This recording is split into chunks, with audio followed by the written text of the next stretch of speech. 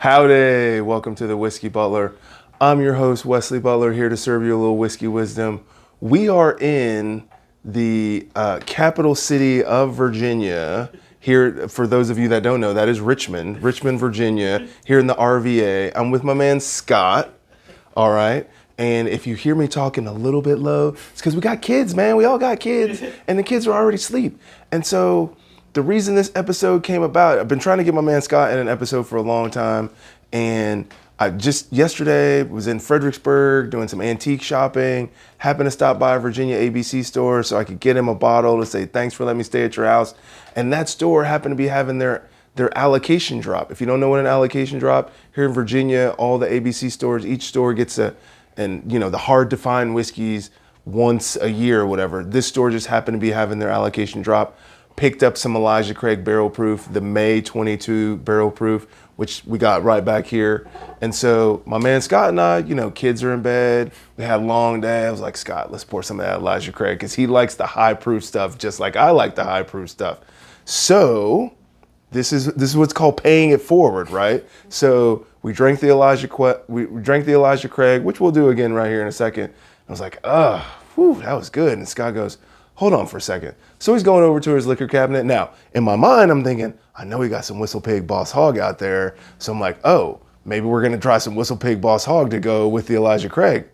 Oh no, what does my man break out?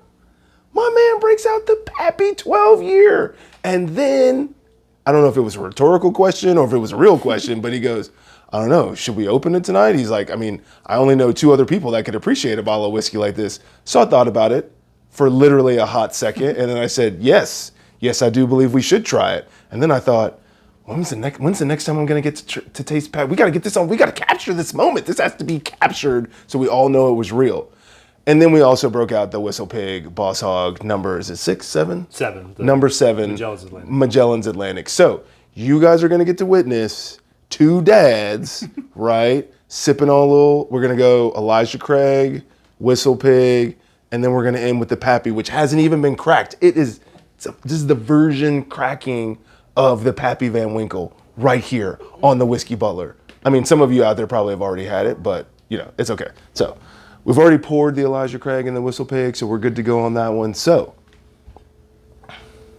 this is the thank you for letting us stay at your crib. Cilantro. And this is my first Elijah Craig barrel proof. I've had a lot of Elijah Craig, but never the barrel proof. Never the barrel proof. So it's his first barrel proof. I didn't know that when it came over today.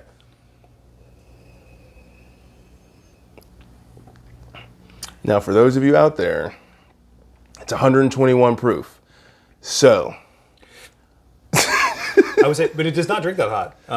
It's not. The flavors are very different than Stag, but it's like Stag in that for 120 proof, it's surprisingly drinkable. It drinks hot, but not 120. You say Stag, but you gotta let people know what you mean when you say Stag. I've only ever had the Stag Junior. I've never had the Big Boy Stag. Oh, you never had the Big Boy Stag. Okay, so we got George Stag, and then we got the Stag Junior. Okay, yeah. So. And for people who have no idea what you're talking about, what is Stag?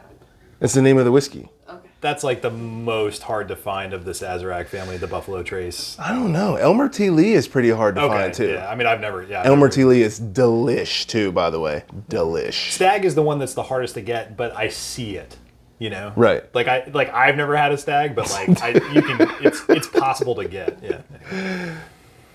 Anyway, we got into this earlier. It's really good. I was telling Wesley, it's frustrating in Virginia because we do alcohol by socialism. there's benefits and penalties to that. But all the nerds know how to keep track of when the whiskey's hitting the shelves, and they will line up hours and hours and hours and hours and hours ahead of time. So you have to be more dedicated than the most dedicated nerd to get anything. And I want to thank all you dedicated nerds out there that went shopping at that one store, because you picked up all the Buffalo Trace stuff. So you took all the Blantons, you took my E.H. Taylor barrel proof, which I really would have liked. But there were 2 Elijah Craig barrel proofs sitting right there. Yeah. And as someone that lives in Maryland, this would probably normally run me about $100. Right. Love you, Virginia. Appreciate you contributing to that economy. But I've literally never seen this on the shelf. But this, which according to Craigslist, I could sell for $1,100. I've seen that on the shelf before. Dusty with a big price tag on it, behind glass. Yeah. If Craigslist is right, I could sell this for $1,100.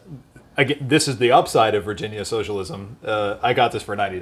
That's the retail price. $90, and we're gonna drink it right here just for you. Yeah.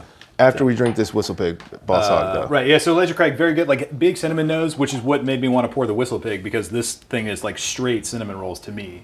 For those of you who don't know, the story on this one is 17-year-old rye, mostly done in like traditional oak casks, charred oak casks, but then the last year it spends 6 months in Spanish oak and 6 months in Argentinian teak.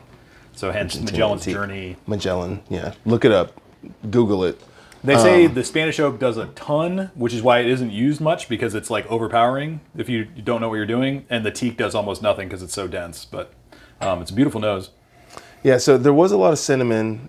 There is a lot of cinnamon on the Elijah Craig, at least for my palate. So this Whistle Pig is why we're drinking it second. However, when I had the Whistle Pig, there's some complementary flavors, but to me, it tastes like I'm drinking a pie. I love pie, don't get me wrong. I love pie, especially apple pie. But it tastes like I'm drinking a pie. Maybe some orange, like somebody shaved some orange rinds on top of the pie, but Like definitely, nest, yeah. but I definitely taste like a pie crust when I drink it. Yeah, this is definitely smoother. I don't know if it's the age or that it's rye or, smell it, I mean, too. it's, like this is 12, so this Yeah. is it's not like this is young, but this is 17. Yeah, and 17, usually 17 is in that danger zone Right. of having aged a little bit too long. Right. Maybe it's a little too oaky, something like that, you know. But it's way up north, so The guys in Virginia, not Virginia, the guys in Vermont know what they're doing. I haven't had a bad Boss Hog yet. I haven't had a bag. right. But yeah, this is almost perfumey compared to the Elijah Craig. Man, it tastes better the second time. The Elijah Craig's coming in at 60.5. The Boss Hog 7 is coming in at 52.6. So a good deal lighter, which could be some of the smoothness, but But it's still really good. It's really good. I have 2 Boss Hogs at home. They only get consumed when the Aggies win a big football game, which is not every game. I mean, if we beat Rice, that's not a big game. But when we took down Alabama last year, booyah, we broke that in out. this house. My wife is an LSU alum, so anything that's bad for Alabama is good for us. We still love her, even though she's an LSU alum. So that was my only fear with this, because this thing's only punching in at 90.4. So Yeah, and we're about to go down in proof. I just want to hear it when it gets open. okay, I'll try to be quiet when I open it. So now, how did you get your hands on this $1,100 bottle for only $90? So this is like really the cutoff. Like past Elijah Craig Barrel Proof, if it's harder to get than this, they just put on the shelf, but it never even makes it to the shelf. If it's harder to get than this, or they get less of it than this, then they put it up for lottery. So you just put your name in. Put your name in the lottery. I don't know if it's rigged or not, but I've won the only 2 ones I've won is I got the. You've won a lottery twice. Yeah, but the first one was like it was a tequila aged in rye barrels. So, I mean, I guess it was like kind of hard to find, but it was, not anything stupid. They still put it in the lottery, though. Yeah, and then this is the second lottery I've won. So, I mean, this is obviously the biggest win I've ever had. And I religiously enter them. Like, I enter every time. Okay. I don't care what it is. If it's like, just like some weird AJ Bowman's or something, I'm like, whatever. But we'll see. Here we go. Because this is like way lower proof than anything else we're drinking, but Yeah. we'll see what happens. Let's see what the hype is about. Yeah, so what the nerds say that on the stuff that I read is like, this used to be a $60 bottle. It was a fine $60 bottle. It's a kind of obnoxious $90 bottle, and it's an incredibly stupid $1,100 bottle. Are they from Kentucky? They might be. Yeah. Yeah. But we'll find out. It's all right. This is the first. I had a Pappy a long time ago, but not way longer, before I even knew anything about whiskey. So I had a Pappy 23 once at a business dinner. And this was before I was even really into whiskey, and someone was like, "Hey, do you want this?" Sure, I'll have it. I feel like I would appreciate it more now. yeah, I'm definitely going to appreciate this more now. Yeah. So, merci. yeah, slancha. Just the nose is a lot lighter than both of these over 100 proofs that we've been drinking. Yeah, it's like less caramel. It's like less dense. It's brighter. Even the color on it too. I was gonna say, The like, color on clarity. it. I don't know if it's col- just my fingerprints. It looks or like a what. rose. It looks like a rosé. Right. And when you first came out with it, I'm like, why is he bringing out rosé wine? We're drinking whiskey here. So this then I is- saw the label. For sure. I mean, because this is like a pretty traditional mash bill, right? Yes. And this is weeded, right? Yes. So- But it's still 51% corn. Right. Still at least 51% corn. So But there's probably little to no wheat in this, and this is straight There's rye. no wheat. There's no wheat in that. Yeah. You get a lot more orchard fruit. Pear, peach. I'm searching for the correct words after drinking the Pappy Van Winkle 12-year.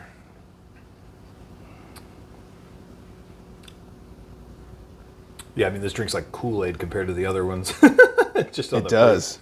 I mean, I will agree with the nerds in that if I paid $1,100 for this Yeah. and then I drank it, I'd be severely upset, you know? At $90, I'm like, yeah, this is enjoyable. At $1,100, Don't get me wrong. It's good though. It's good.